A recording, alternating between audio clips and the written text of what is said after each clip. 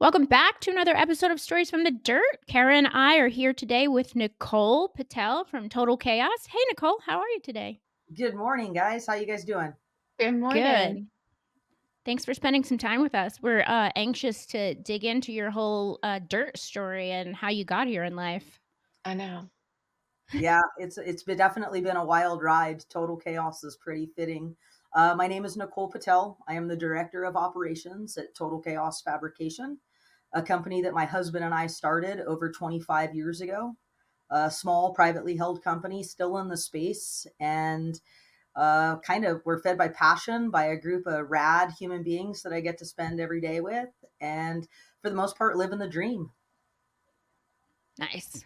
You're So so I'm an East cool. Coast I'm an East Coast girl, as most of my followers will know, and we came out about 3.5 years ago, and 3 years ago was my first Rebel, and I'm out in the dunes for the first time ever. I didn't go to Glamis before the Rebel, and my teammate and I are trucking down the dunes to what I feel is pretty fast, and then here comes this total chaos truck with Nicole driving, fingers out the window, photographer hanging out of the Yeah. door, nearly touching the ground, and it's just going zip, zip, zoom, zoom, right past us. And I looked at my teammate and I said, I don't know what that is, but I need that in my life.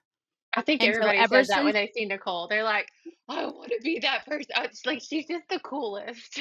Right? So ever since then, it's been my mission to have total chaos on my Tacoma, and this year it came true. And part of that is because Nicole and her company are so generous that they Mm. sponsored us some uppers this year, and we matched that by purchasing the lowers, and it's been amazing. Thank you so much for your support. 100%. It was awesome to have a large contingent of the Toyotas that were entered in the competition this year, all Yeah. outfitted with total chaos. Watching all of you women go out and tackle this endurance competition is truly rewarding. Morocco Taco was actually what I was driving as I whizzed past you, and it's got its own story of its own global travels. And I competed in that particular vehicle twice in 2015 and in 2016 over in Africa in a Mm. navigation rally called the Gazelle Rally. And that's actually how I met Emily Miller. Was the United States teams had to train with Emily to go compete. So yeah, in the I very didn't know beginning, this. This is cool. yeah. Right? So I went to the Gazelle in 2015. Was the highest ranking USA team, rookie of the year, top 10. And then returned the following year with Chrissy Beavis, actually, your guys' scoring director. And Chrissy and I took second out of over 130 teams representing the United States. We were the highest ranking all American team to ever enter the competition. Well, damn, I'm So gonna go home now. no, I mean, it was a cool I opportunity. miss I've grown up racing BMX and riding motorcycles. So people Okay. always wonder, like, how did I get into the sport? This is pretty much all I know is the desert, dirt, tracks. So I apply that to the dynamics of a vehicle, and basically that's how I got started in off road. It From my generation, you were picked on a lot because you were a tomboy. Mm-hmm. I wanted to play kickball on the field, and I was playing soccer with a boys competitive team. I have BMX racing, but there was no girls. Mm-hmm. Only at the nationals would you have a gate with girls. I was always racing the guys, so it was just kind of something that I fell into. But I guess you can kind of say it's destiny. Yeah. I was very blessed to be supported by my family to do these unconventional sports that weren't popular at that time. And most Mhm. importantly, there weren't a lot of women, but I never let that deter me. So, Yeah. yeah, the Gazelle is kind of how I get my footprint into the space of the Rebel Rally and why I'm so involved in the competition today.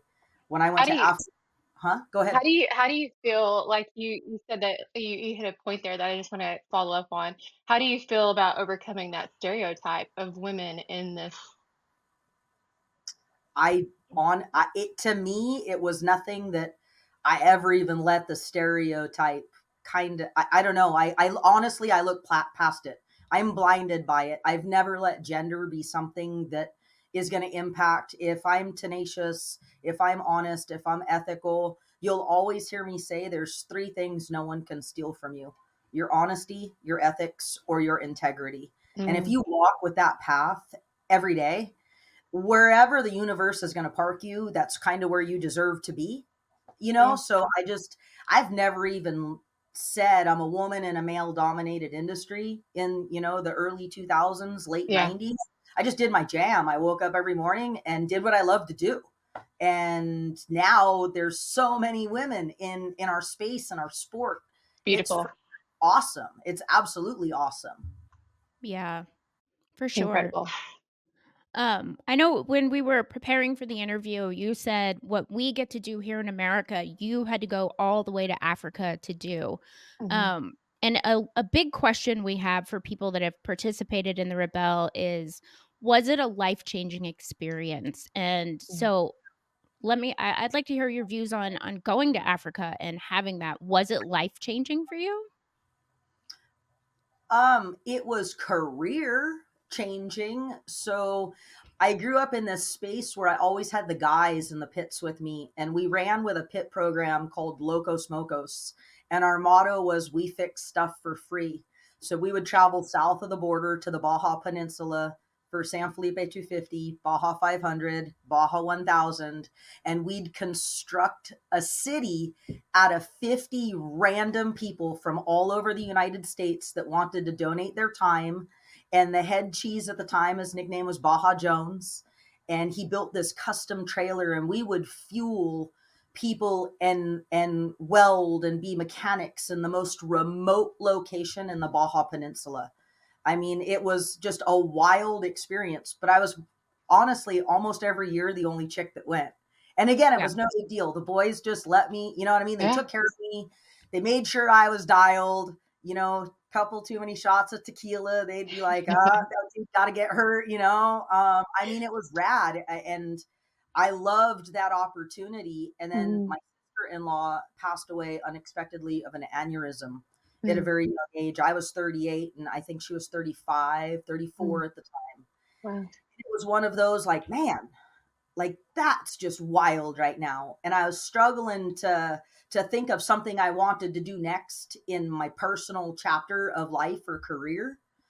So I was reached out to go to get the Gazelle on a motorcycle. And when I did some research, I was like, that absolutely sounds horrible. What do you ride? I have a KTM 350 dual sport bike. I have a 390.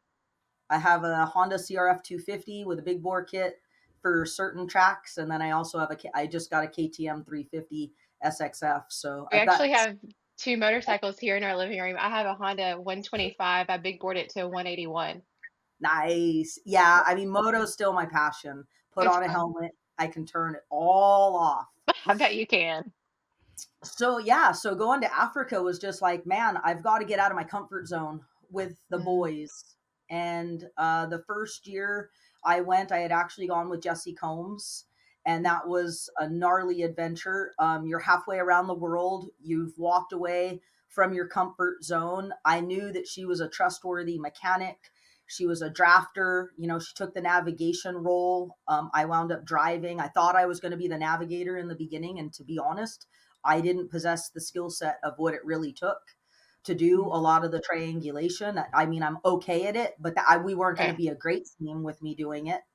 Yeah. So it was pretty cool. And then I kind of got bit by the bug. I came back and I was able to apply so much with communication, and just aspects of self confidence, I guess, is probably the Mhm. journey or the reward everybody talks about. To me, the biggest reason Total Chaos continues to support this particular women's space is because I know firsthand what it does for self confidence, Absolutely. decision making, um, how it elevates kind of your role within your family, within your network, within your tribe. There's street creds when you guys come back from this competition. I've always referenced it as an endurance competition. The elements that you guys are exposed to, Mhm. the challenges every day, the Jimmy Lewis challenges, All of the dynamics of it. I mean, it is a brain game of epic proportion. People, unless you've competed in it, I don't think you really understand Mm. what the rebel is. No, and it's No. hard even as competitors to explain it to people because a lot of times they get that glazed over look, and they're like 5 seconds in, they're already checked out. They don't grasp Yeah. the parameter of it. No. No, It's the intensity, the Hmm. fatigue that you all fight through. True yeah. Absolutely. fatigue, and then you have to multiply it with decision making processes, and a driver has to keep a vehicle completely together. It is wild. It is phenomenal. It's the best Yeah. game. The course this year was punishing for the vehicles, and I know you're a main proponent in the finding and development of the courses. You and Emily go out together in a single vehicle and lay down these tracks, and that is just it's amazing. So it actually starts with Jimmy Lewis, and Jimmy Okay. does this like panned out bird's eye view of concepts and trails, Hmm. and then you have to go scout them. Are they passable? So that's kind of the piece of the puzzle that I fit into. We've got access to multiple vehicles in the fleet. This particular year, we ran everything in Seabiscuit, the GX 460. Um, and yeah, so I get the opportunity to go scout and explore.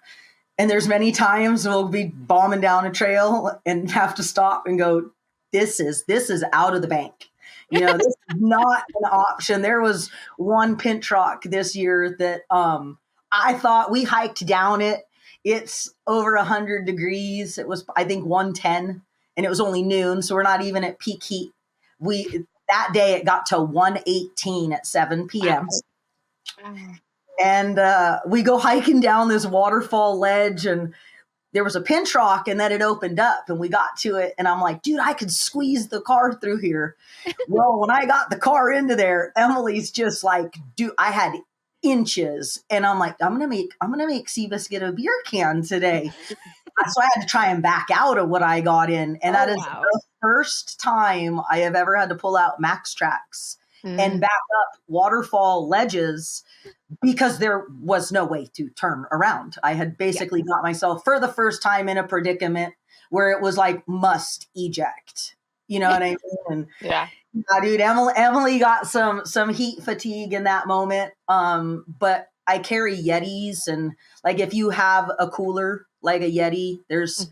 some fundamentals that you do when you're going out there, especially by yourself. And Oh, one of the things absolutely. I carry are frozen gallons Mm. of water. So I chill the chest empty. That's the critical step to packing almost any ice chest. Chill it first. Yeah. And when we pack it, I'll swap out those frozen gallons that I've been using to chill. And luckily, I always try and keep a frozen gallon or two in there. And yeah, Emily used to that like a little baby doll. Which I was like, dude, you gotta hug this thing for a little while. Yeah. It was pretty gnarly. No wind, just heat baking on you. I was sweating in the cockpit because have windows down. We're trying to communicate, back out of this predicament. But that happens, quite regularly. There Yeah. is so much that goes on behind the scenes. Starts with Jimmy.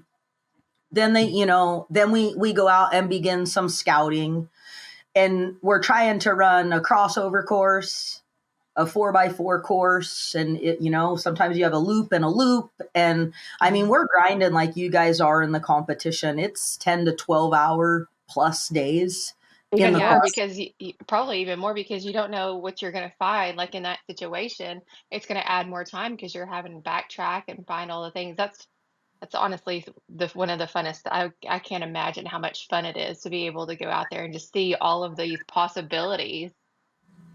Yeah. It Everybody says, why do you keep doing it? I told myself this year I was going to enjoy the ride. We've worked a long time to build a very small startup company that's privately funded, and we want to stay that way. We've had acquisition offers and opportunities. It was just not something that the team, the group of people that I spend every day with, like we're Hmm. very, very tight.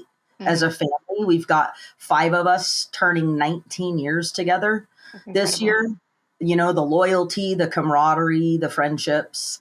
It wasn't about a buck at that point. It's genuinely a brand fed by passion for this sport to make Toyotas better than they are when they roll off the lot. You know, we do Yeah. specialize in Toyotas, and it's just a personal kind of niche. Yeah. We offer a lot of components for other models, especially in the upper control arm space. But the pre-running is truly fun. I mean, I make it a blast. You know, the playlist is wild. It's all over the place. You'll go Eminem to Journey That's to, me. and you get it all. You And know, then I'll try next to thing you sneak. know, you're listening to Broadway Hamilton, like busting out We have some. some, dude. Yeah, there's some funny, like, you know, you never know what you're gonna get. This year was a lot of Van Halen. I'm a Sammy Hagar fan, so quite Awesome. a bit of Van Halen. But it really is. It's an unbelievable opportunity. But when you're one car, Mhm. completely solo, It's two crazy. tips, the intensity factor is something that's just to be respected. You know, you Absolutely. there are a lot of things that come into pre-planning and the planning for safety. You know, we're constantly connected through Iridium. I rely on a Garmin InReach Yeah. satellite device just in case, to where even if we're in a non-cell That's what we zone, use that too. something Mhm. was to happen. Same. I think that's probably one of the most critical investments that people really need to make. If you're an outdoor enthusiast, Mhm. you Yeah. have to have a safety device. It's Yep. you're negligent nowadays with some of the predicaments you can put yourself in, or Mhm. safety situations that you could be in. And So just the making conversations that they've now allowed that you can have a conversation with a local person. So it's not always going to be that worrisome, and there's insurance that you can get, if you do correct. have to have that. Yeah, it is. It's more, you don't just buy the plan. Those are the Right. two extra steps. When you log in, you have to make sure you buy your medical plan Yeah. and the helicopter plan, Yeah. and Yeah. Yeah.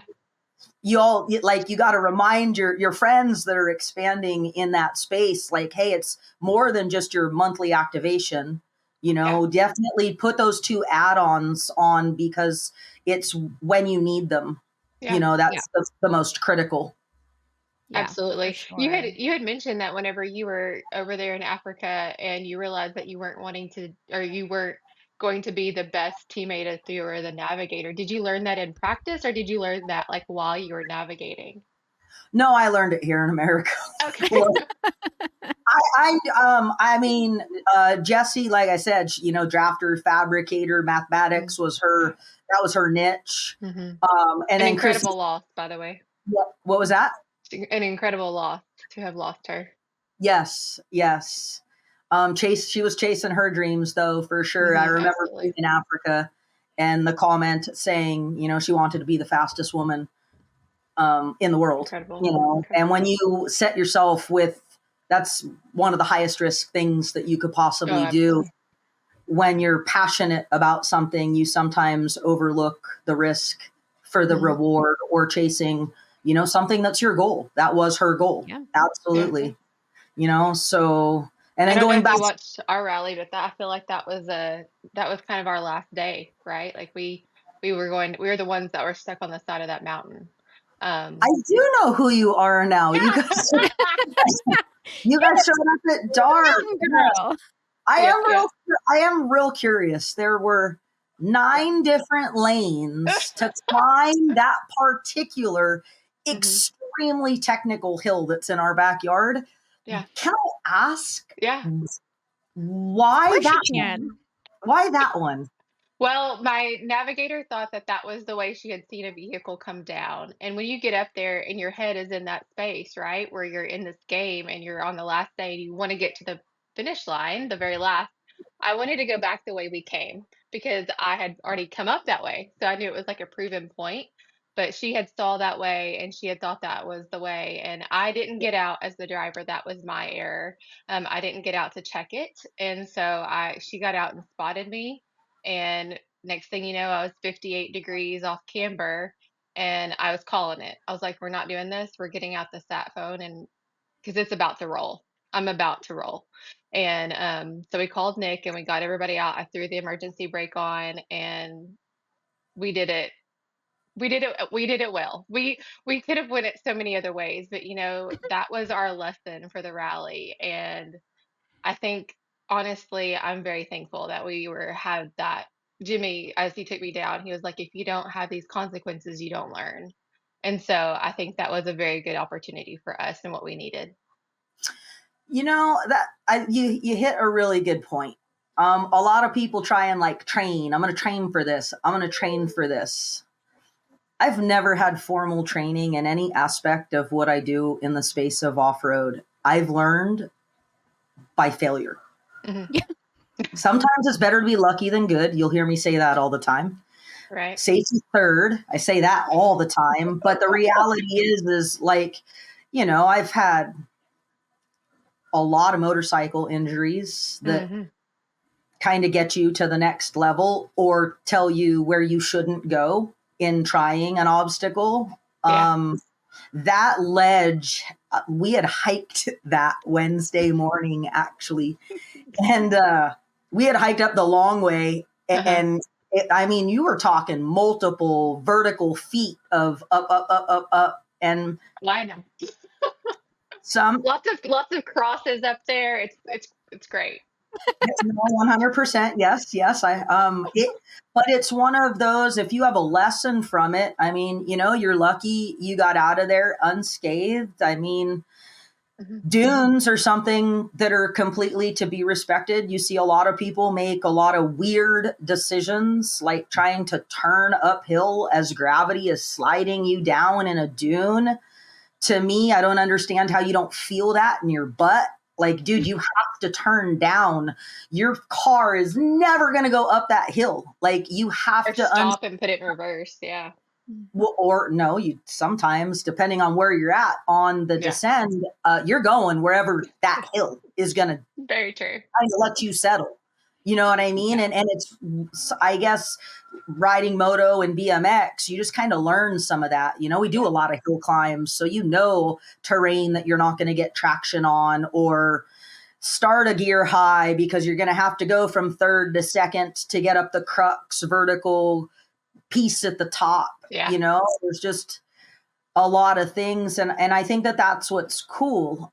You guys are all given an opportunity and a kind of a corralled space to learn about your vehicles Mhm. and dynamics and capabilities and communication, Oh, that's a big one. your limits. Oh, the communication is incredible. Limits is for real. But Absolutely. each year you can progress and get better and better and better in knowing your limits, having impeccable communication, and growing yourself in the ranking order. I don't think Yeah. this competition, other than the first year, the first year was going to be the only year someone was going to come out for the first time and win. Right. Now, the people that are up there, they're training nonstop. I mean, Mhm. as a Yeah. spectator, which was what I was, because we only come in at the end to assist in Glamis, watching online and watching how tight the points were, it was unbelievable, the competition and how tight it was for the top 10 teams. There's a Yeah. Yeah. lot of people that have really started to put the decision making, the time management, trusting distance, trusting, knowing you're heading and trusting distance. Yeah. I Yeah. talked to Nina yesterday and she said she tries to schedule something the week after to get her right back in it. Yeah. They really don't. Her and Tara Lynn just fully, like, it's second nature to them. It's like me throwing a leg over a motorcycle. It's Yeah. just natural. They've made it to where the decision making and constantly they're nonstop. It's natural. It's unbelievable. It is. It is. Yeah.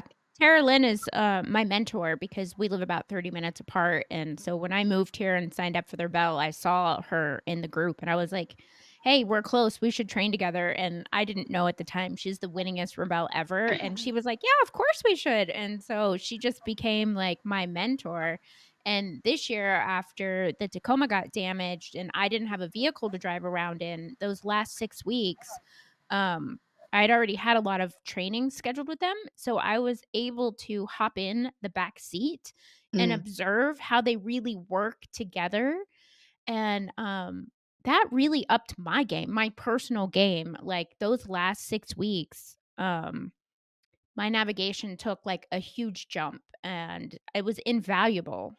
The So communication just there that they to must have is incredible, probably.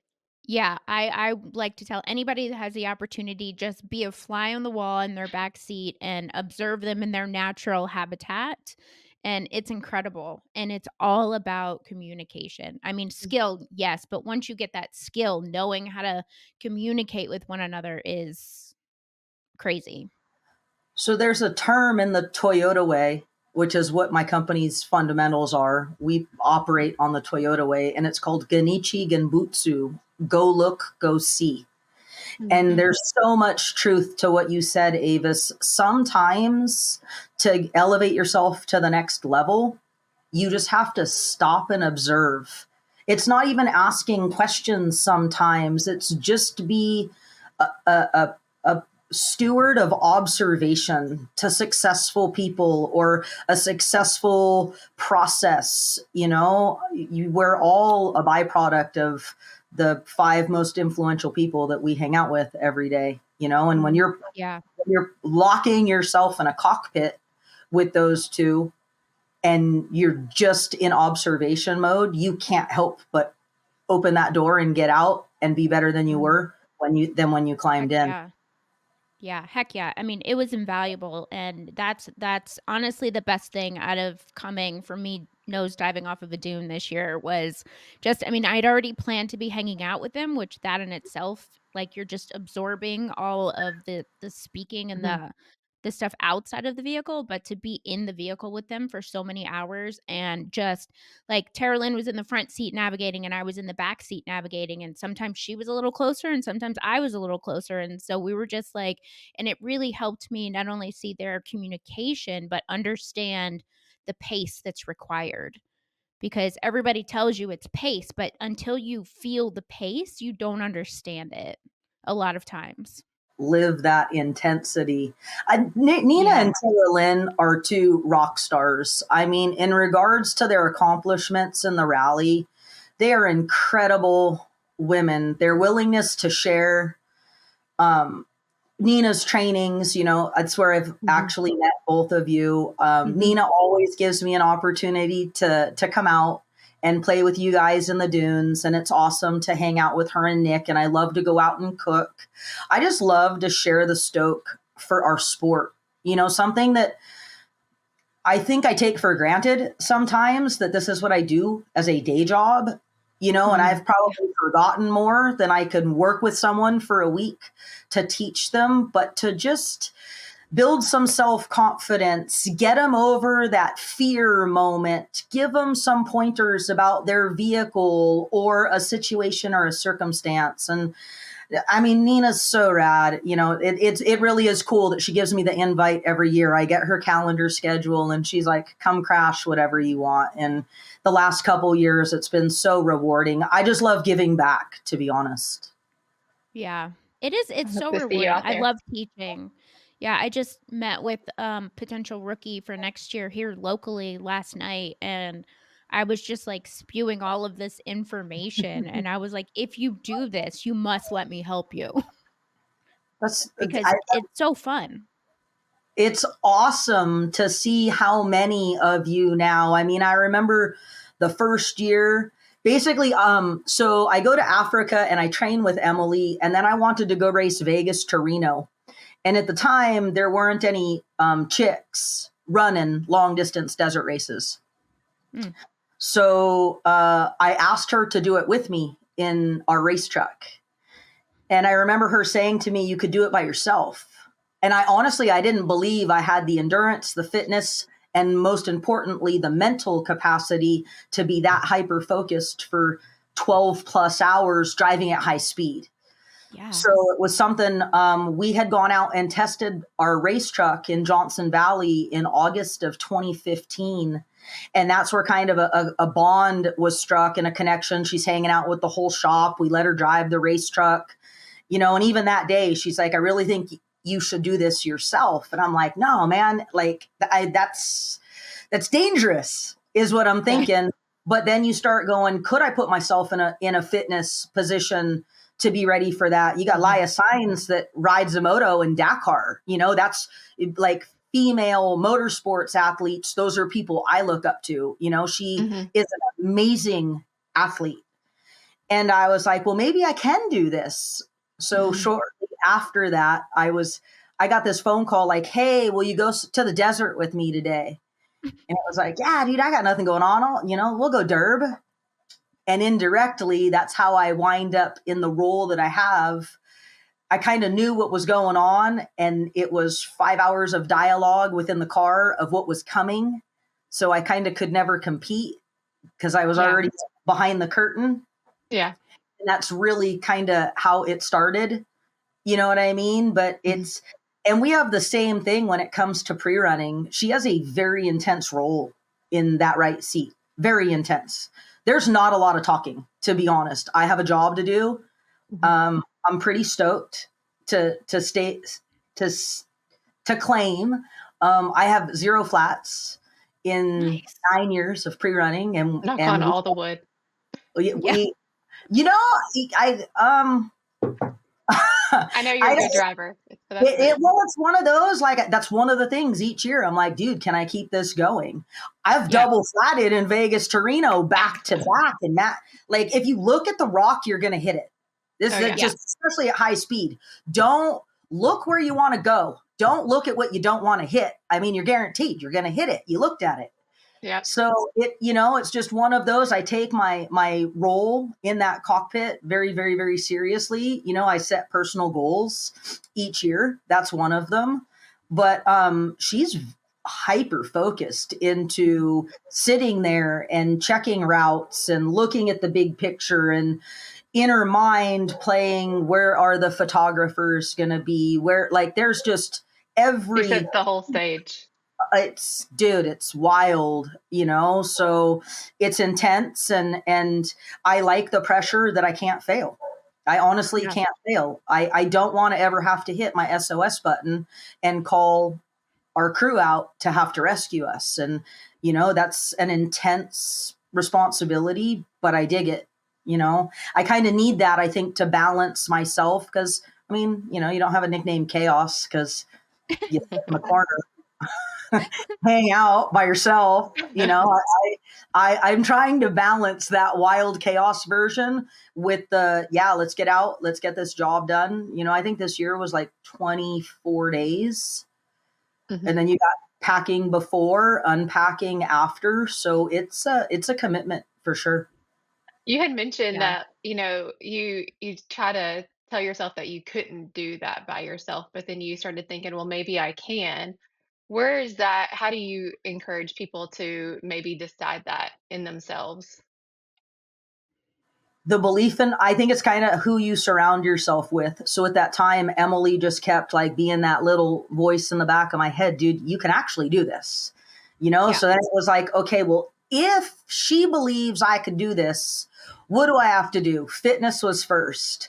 Next is, how do you eat in a race car, full helmet, all of that. Like, what Mhm. are supplements that I'm going to take? Because you were going to need, if you're a marathon runner, you've got some things. I'm a advocate of B12. I take a lot of B12 gel caps in those types of circumstances. I was doing Yeah. Argon Fizz Sticks. Yep. Those have a tick of caffeine along with a little bit more B12.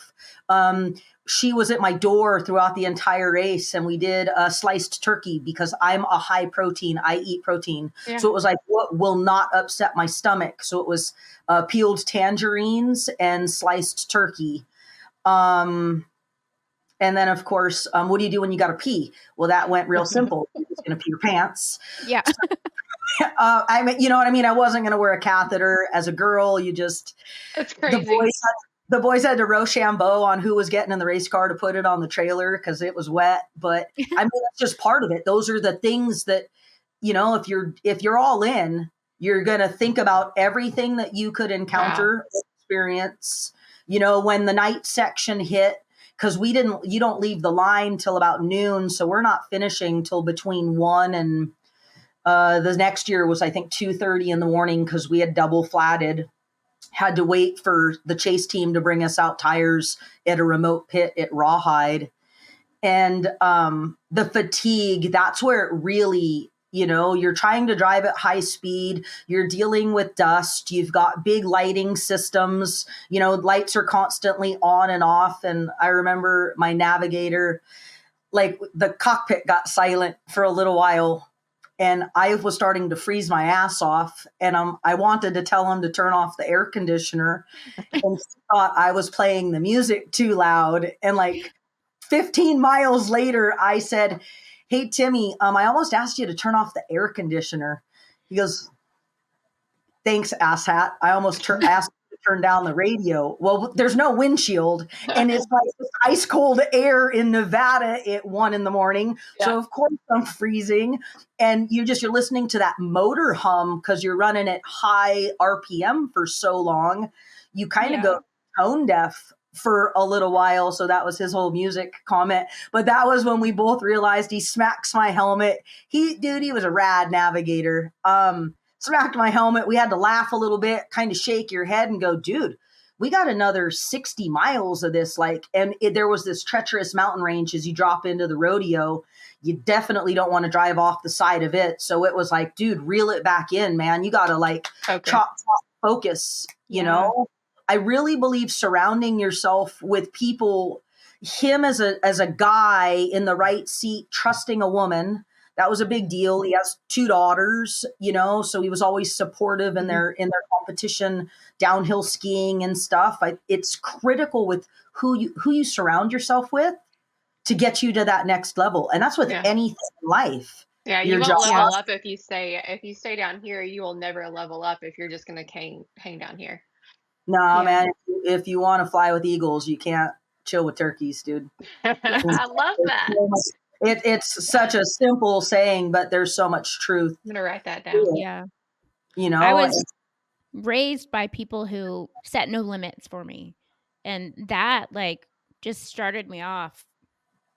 Like, when pushing. your parents believe in you, yeah, like, my dad, like, he didn't have any boys, I have a sister and myself, and so if he was doing it, we were doing it. He didn't care that we Yeah. were girls. No. Um, and then my mom has always been like, "You could drive anything you wanted to drive," because they started me driving as soon as I could reach the pedals at, like, 10, Yeah. off-roading. Um and just having that support, and like you, I spent a year, in Germany at an international school, and I played soccer my whole life, and they had no female soccer program, so I was like, "Hey, can I play with the boys?" And they were like, "Sure." But I never, like, it's rare that I say to somebody, "Oh, I was the only girl in an all boys league." To me, it was just like I wanted to play soccer, I got to play soccer. Like, I didn't dawn on me that I've done this, quote, "empowering thing" of Yeah. being the only girl to play in the boys' league of an international school league. Like, and like you said, it's just like mind over matter, right? Like, I never really let myself feel like, "Oh, I'm the only girl doing these Mhm. things," or, it's just like, you just do it. It's who I am. It's what I do. It's what you love. It's what you love. Yeah. It's what makes you tick. Yeah. And if we could get people to be a little more open-minded to Mhm. all of that, in Yeah. every aspect of life, it's just like, hey, are you here because you want to be here? Are you here for the love of it? Like, Mhm. let's go. Yeah, It's really absolutely. that simple. Let's Yeah. go. Yeah. I think on the flip side, I think it's also like the people and how you're raised in the society too, because some people can see that you are doing this empowering thing because for them, they weren't brought up into it like this lifestyle or this culture that we are very blessed to be a part of. But I think they've been so not, I guess, I don't know any other way to say that, that they do see that we have this huge empowering thing that, we don't want to take that for granted too. Yeah.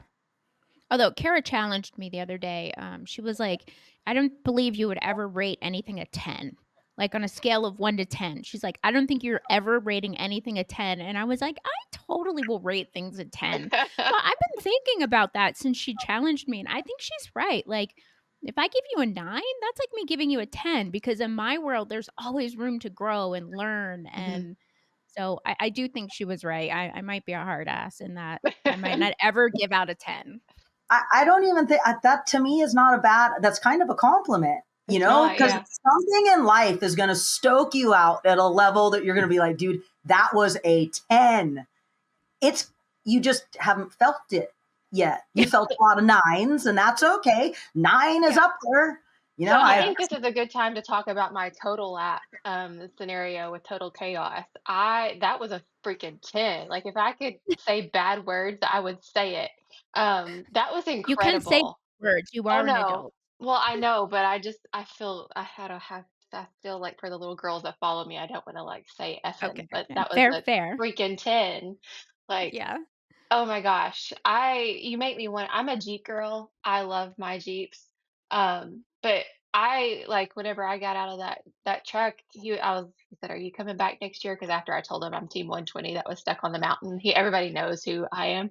And so he was just like, "Next year you can come back in a total chaos truck." And I was like, that would be a change for our YouTube channel. Our YouTube channel would be like, "Whoa, she's in a Toyota." I'm like, "Oh, after riding that thing, I want to wheel it Yeah. so bad." no, it's, yeah. I think you got to ride in the 4-door Tundra Yes, that's yes. nicknamed the Scrambled Egg. Oh my Um, god. Yeah, no, it's definitely, it's a plush. It's a plush vehicle, purpose intended. Johnson Valley's our backyard. Born and raised in Southern California, so the desert's pretty much it's a home away from home. Mm, I would feel awkward, to be honest, on the East Coast. Yeah. I've been to Asheville, North Carolina, and some it's places. different. It's totally The different. density of the trees. I never know what way north is. I'm really confused. I do a lot of circles because I'm lost. So that's definitely, it's different. It's a Yeah, different form of our sport. It's a different type Yeah. of clay and mud and absolutely. type of wheeling that you guys do. We're like really long distance. I mean, I love doing a couple 100 miles in a Hmm. day. Yeah. I mean, I have this little log for each time we go pre-run, and there's a couple trips, that you come back and you just go, I'm road spun for a day. I can't believe how many miles. We logged 1,240 miles in 3 days. It's just like Yeah. you're just going, going, going. And Yeah, I just, that's the crazy. Southwest deserts, Hmm. Utah, Nevada, Arizona, California, just how vast we can see. You live it now, Avis. It's definitely different. Yeah. I love it. I love it. I mean, I'm no desert runner, like high speed, but that's like I love to get out and drive on the desert roads if I'm gonna drive. And my little Tacoma that we brought this year for the rally, if I don't rally it again soon in its future, it will be like long traveled and like a total desert runner because we have the bug. Oh my gosh, that sounds The go incredible. fast bug. We call that the go fast bug. Yeah, well, I like to ride fast. I don't like to drive fast, but, like, I'm your Yes. girl. I'm your second seat girl. I call it the second seat. I'm no passenger princess. Like, I have an active role in that seat, but, yeah, you can go as fast as you want. Like, you can't scare me in the car, and I love it. I hopped out whenever after I was doing the hot laps, and my husband, he was in the four-wheel camper. We were about to, head back to go change for gala clothes, and I was like, "You have to hop in this." And so it was me and him was the last one. So because he got in the front, I was like, "But you can't film it for the YouTube because we haven't asked Nicole yet." And so anyway, so like he hopped in the front. I was in the back with Becky Brophy, and like she had giggled the whole time because I was up there like, "What are we on two wheels? Like, how is this happening?"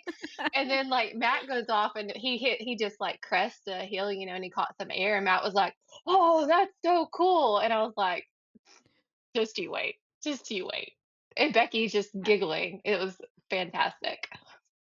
No, it's awesome. Yeah, the rides are a rad opportunity, for us to share the stoke of what we get to build and how we test our products, Mhm. and just it's a testament to the durability of the equipment, the components that we use, the suppliers that we choose. I mean, it's been a challenging path to be a 100% made in the USA company. When COVID Incredible. hit, it put, quite a bit of demand on the supply chain because everyone else now wanted our suppliers. And it was kind of cool, being a small business and staying loyal with people, and not, we have a chosen list of suppliers that we work with that all back their products.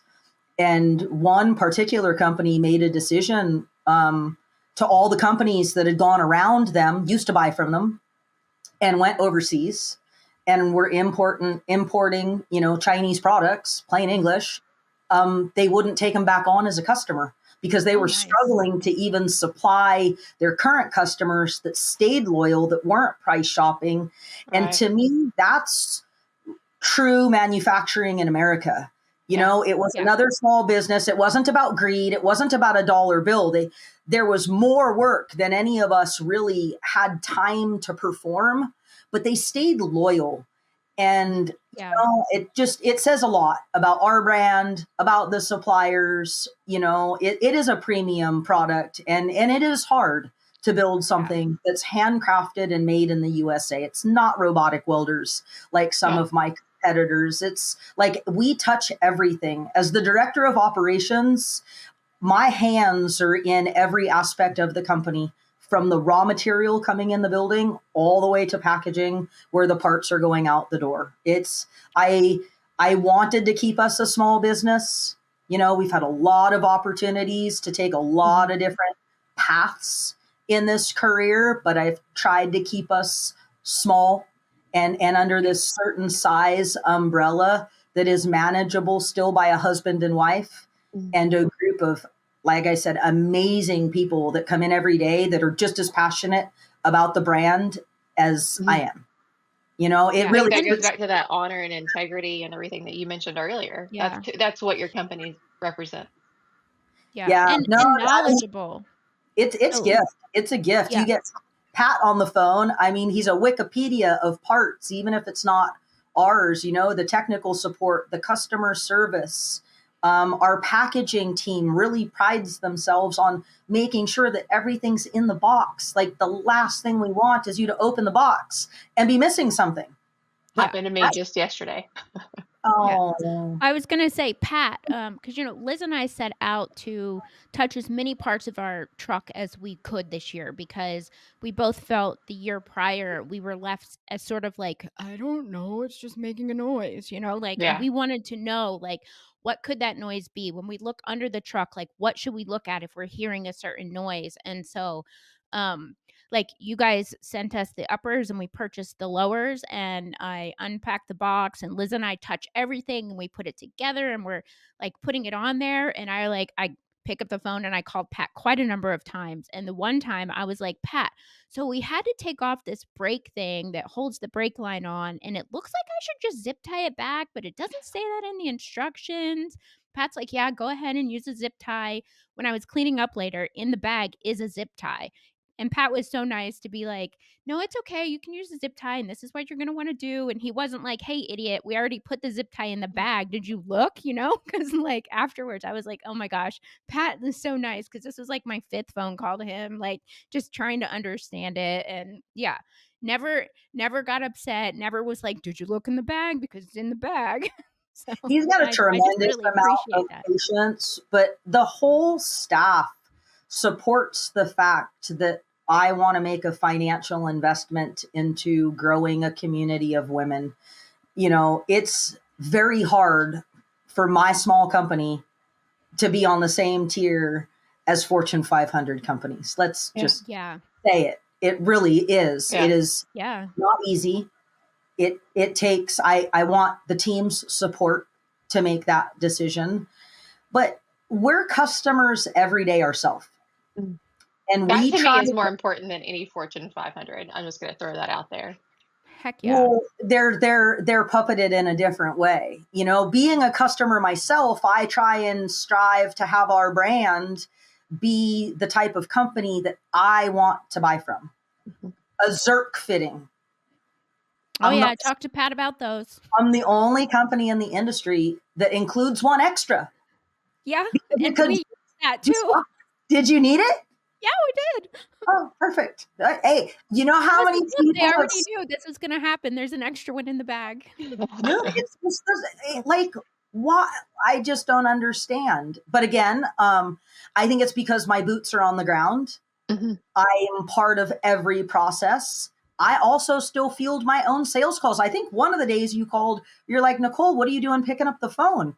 I'm like, Yeah, well, that's what I do here. I still yeah, handle my own sales calls. You can yeah, all the time get me on the yeah, phone.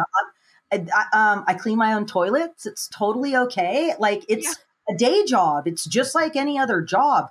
But I've chosen to stay connected Mhm. within the organization.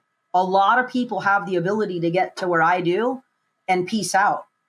I yeah, just still love what I do. yeah, And I'm just like you, Avis.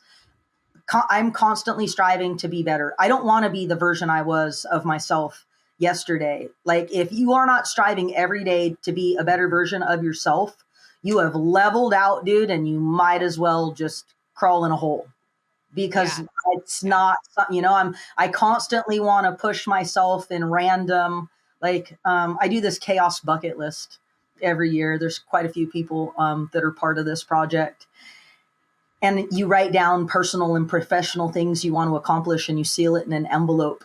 And just this past week, everyone got given back their envelopes. Every one of my employees has to do this, but I rally random people that I come in contact with throughout the year, and I invite them to be on this project. And I yeah. opened my bucket list, and I don't remember writing it, but I wrote down that I have to do a 10K for charity. And I'm like, oh man. And what's weird is I used to wait till the last day of December to open the bucket list, but I realized that that wasn't actually, if you do that, you got to the finish line, but you might have forgot what mattered to you the first week of January. That's And I good. was like, Yeah, check, check. So now we open it 2 months before you get to the So end you of have the that year. time.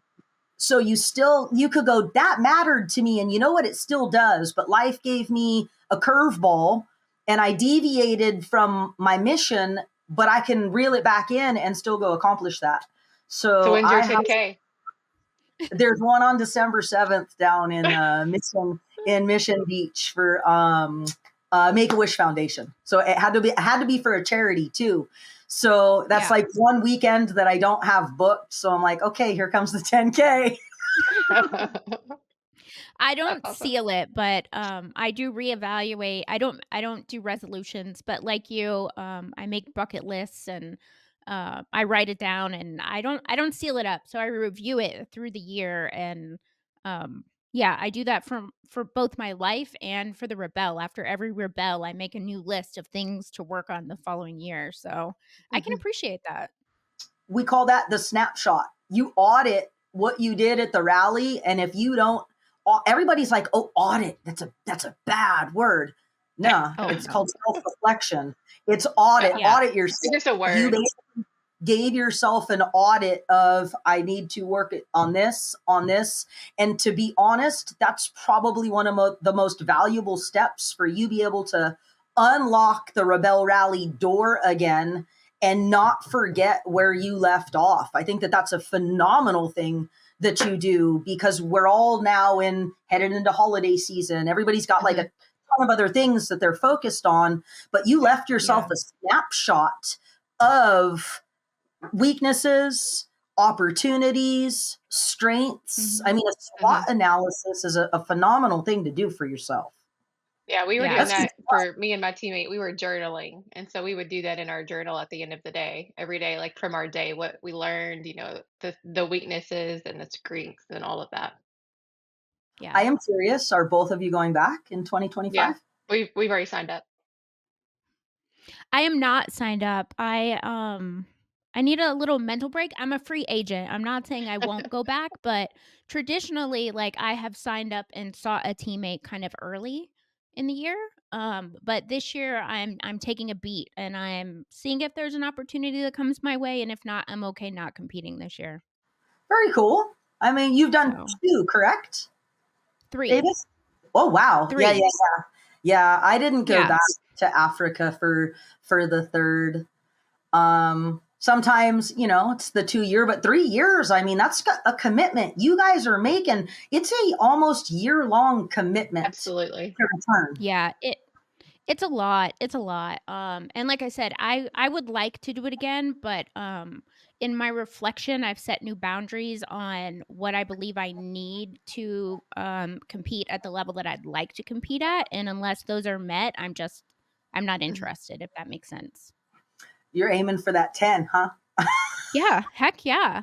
And That's like I said, every year you see what's happening and you be like, okay, like this year I need efficiency and this year I need pace. Well, it's just Mhm. like I see what I did the last 3 years. I know what needs to happen to do it Yeah. again. And unless I'm met with that opportunity, it's just like for my personality and my level of competitiveness, like Mhm. I've already played the game. Now I want to win the game, Mhm. that's if that makes I sense. wanna be top 10. We came out Yeah. there and I mean, we were the first few days, we were top 10 there for a long time, and I mean, for a rookie, that's really, really good, and so, Yeah. like, that I think one day we were 3rd, and so, I mean, that I think was probably prologue, but, it's fine. But, Still. even throughout it, we were ranked really high. We want top 10, if not top 5. That's our Yeah. high goal. You gotta Yeah. have high You goals. You guys gotta have different goal levels, and then that way you can just kinda, because that way, at least at the end of it, you've completed it, and that's even a huge goal in itself. Yeah. Yeah. I mean, I bring my A game and finding somebody to match my competitive nature is not hard, or it is hard, and if you're not as competitive as I am, I'm a very intense person to be with, so Yeah. those are good traits, yeah. I mean, That's- I don't apologize for it, that's just my reality. well, and average is average. Mhm. To be above average in this competition requires just about a year-long commitment. It really, really, really does. It Mhm. is the dynamics of map reading, compass navigation, Mhm. enduros. I mean, it is the only competition in the world that is giving you that many layers of dynamics. And it's like turning a channel on a TV. You're spinning through 6 or 7 different channels. It could be Absolutely. cold up north. You could be gnarly sweating down south. Last year was all the crazy rains. Like, I Yeah. mean, just pre-running the things that we've experienced in regards to the weather challenges and terrain challenges, it's nuts. Mhm. It's really it's not for the faint, for Mhm. sure. It hardens you guys up. We've got a phrase, HTFU, hard Yeah, yeah. but yeah, and I think that is what's so rad is that there's a contingent of you competitors that continue to return for the punishment, Yeah. to just literally get punished the entire time, and you do it with a smile on your face, and you do it with stride, and you guys do it with positivity, and Mhm. you guys rally around the team. Everybody's got their day 3. Sometimes every day is a day 3 for certain people who aren't meeting their level of expectations. Like, Yeah. there's this weird aspect of the community that you guys have built that's been really rewarding as a sponsor to watch grow and see it thrive and just expand. I mean, it's good stuff. Yeah. Yeah. And I think just because, you take, like, even if you take a year off, if you don't get that teammate that is ready to, be that for you, I think I know you enough that you're gonna still train. Like, you still use the year to train, Oh, and you yeah. maybe, like, Yeah, let it yeah. do, like, a reset, and, like, that 4th year or whatever, you come back and it's like, "Done. Let's nail Yeah, this." no, I've already, talked to my training people that I train with. I'm like, "When are we getting out there?" There's, like I just was giving Laura Wanless the number of day countdown. It's, like, 337 days or something. I was like, "337 days? When are we training, lady? Come on." Oh my Um, gosh, that's it. That's it. yeah, yeah, Till and, it starts again. yeah, I know, Almo we're already less than 50 weeks. It's crazy. Um, but that's, like, my mind, even though, like, I'm not, for sure coming back next year, like, that's my You're mind, like, still I'm in all it. spun up, You're like, I'm making manifesting sure this. that even You're though they know I'm not. manifesting it. I know, I'm trying hard. You're gonna Um, be there, dude. That much dedication with 50 weeks left. You're in. You just haven't found I the know. right puzzle pieces. You'll be I'm back. trying to make, Nina and Tara Lynn just know that even if I don't get signed up, like, I still wanna host the Labor Day weekend practice that we did this year and the year before, because that's just so much fun.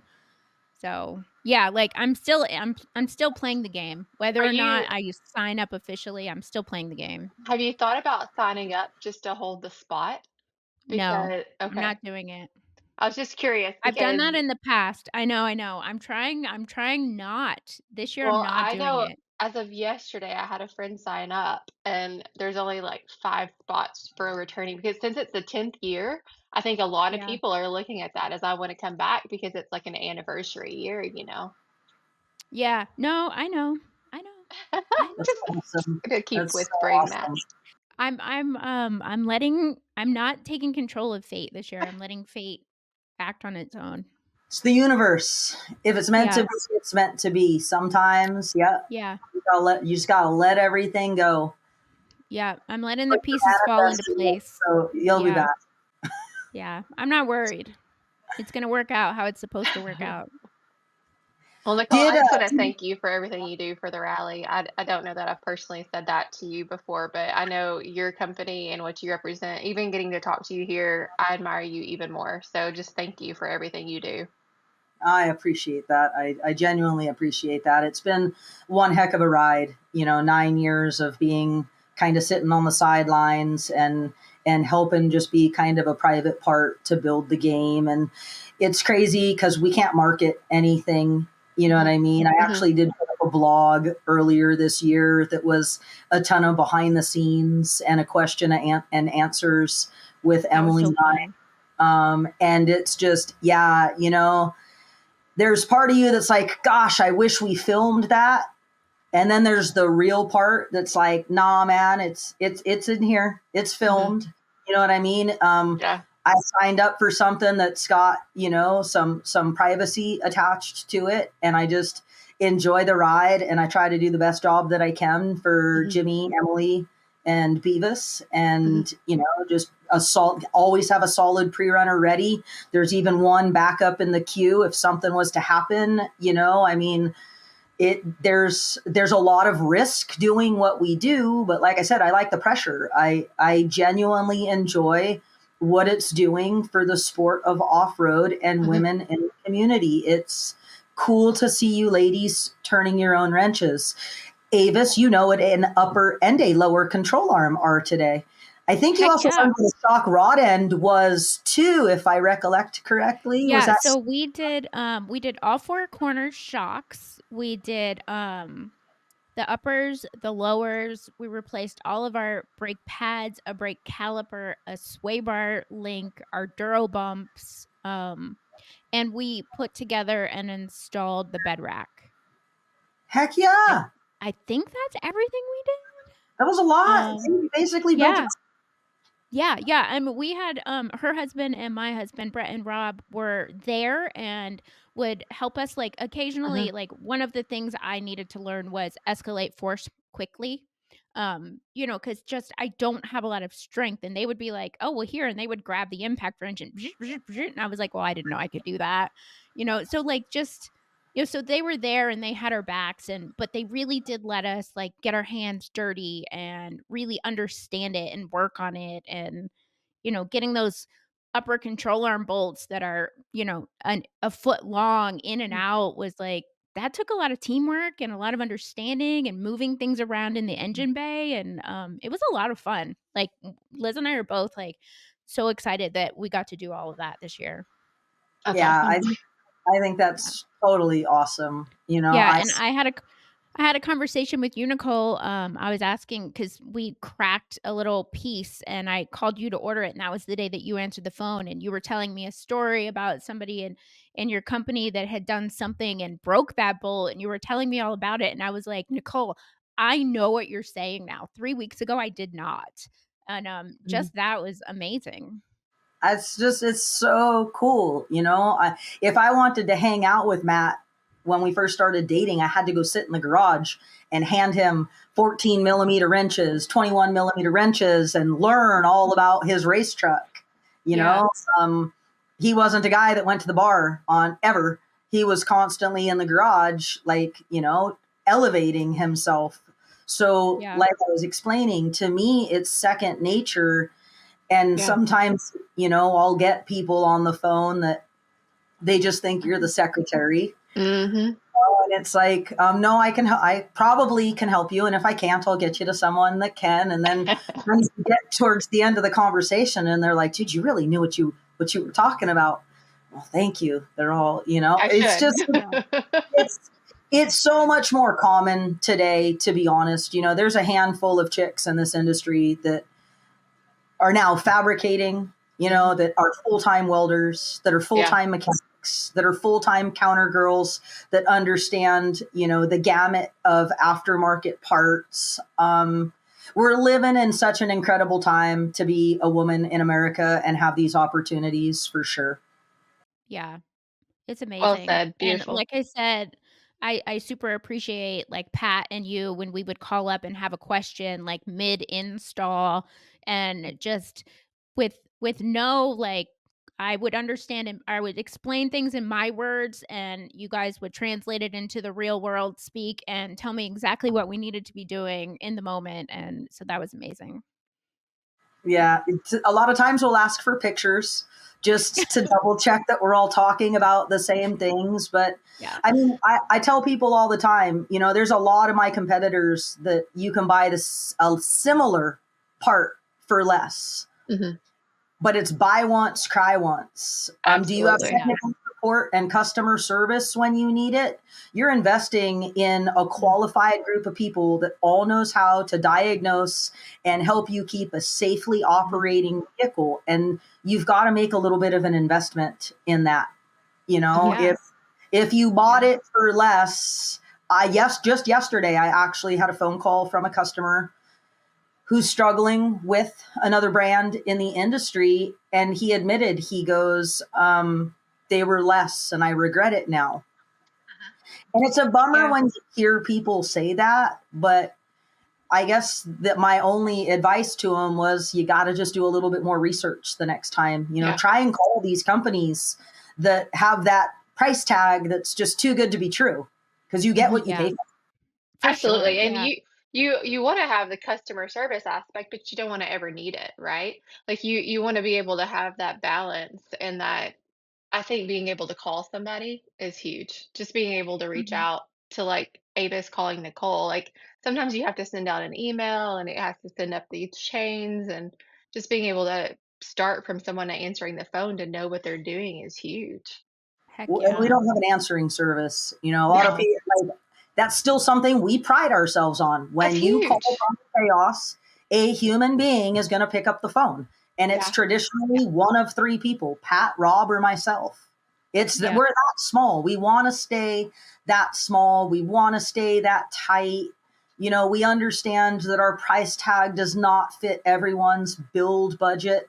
And it's unfortunate, Mhm. but for those people that do want to kind of elevate themselves and take our company and our parts and have that be part of their entertainment and experience, we try and give them, I have a phrase, a family that off-roads together stays together.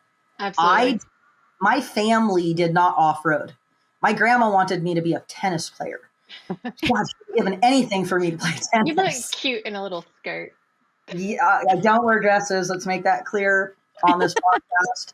I've worn them to prom. They have circulated the internet, but they still kind of stopped there.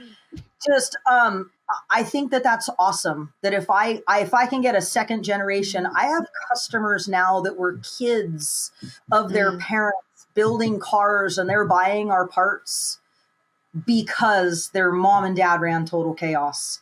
There's nothing more rewarding in my career than hearing those stories. yeah. It's absolutely awesome If I that ever Yeah. we get a Toyota, it's gonna be a requirement that I after wheeling the hot laps, I've never even ridden with Avis. I have no clue, but that sold me on total chaos right there. Like everything. Like I want whatever Yeah. it is capable of having on it.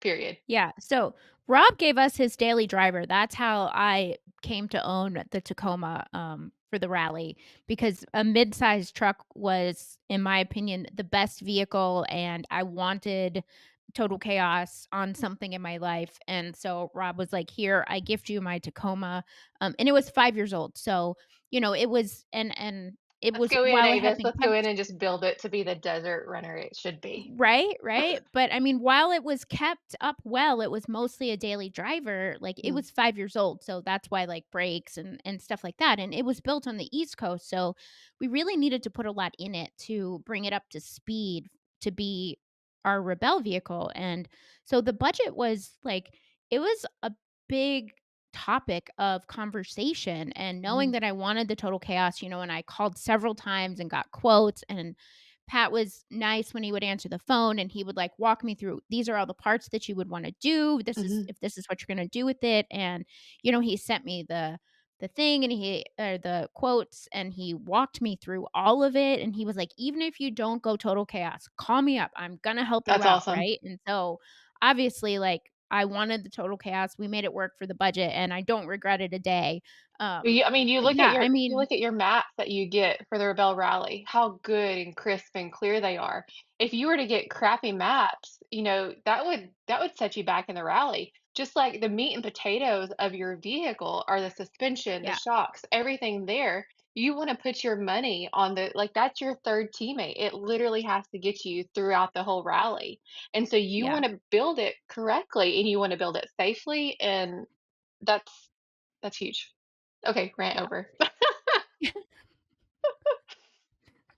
But yeah, so just to my point, like, or to Nicole's point, yeah, it is more expensive because I looked around, but when you look at it and then you look at some other ones, like, it's totally different. Like, Mhm, you look at it and it just looks better. It looks like it's gonna be beefier and mhm, hold up more than some of the other varieties out there that were less expensive. yeah. Buy once, cry once. I'm right there with you. It sucks at the very beginning, but it's gonna pay off in the long run, and that's where you want Oh, it. heck yeah. Heck yeah. Well, and the fact that we get to personally test directly in the environments all of our equipment, we own Mhm. a large fleet of Toyotas so that we can give the best technical support to our customers. I wow. My gosh. I have no, Rob's got the FJ. We literally have a platform from 1986 to present of Mhm, every vehicle that's either owned by an employee or owned by the company. Hands on that we get Nice. to touch, that's used for a tool. Yeah. Everything's a tool. Yeah. Yeah, and I will say when I nosedive off of that dune, and I even bent the frame, the suspension, which clearly took a beating when I landed into the desert floor quickly, um, fully, like, all still together, good as new. No worries. Well, it's a No. chromoly lower. I mean, it's race inspired.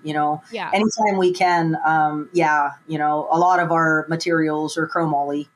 Just yeah, it it just goes down to my husband's an amazing, amazing designer. We're CAD, concrete aided design. We don't do anything on a computer till we've actually fit it into the fender well and actually cycled it and made sure that wheel back spacing, so many things are clearanced. We're not the type of company that's sitting there having some guy, this looks great on the computer screen, but you can't get half your hardware out because it's, like a yeah. corporate person telling the person that actually has their feet on the pavement. Yeah, we call ourselves Imagineers.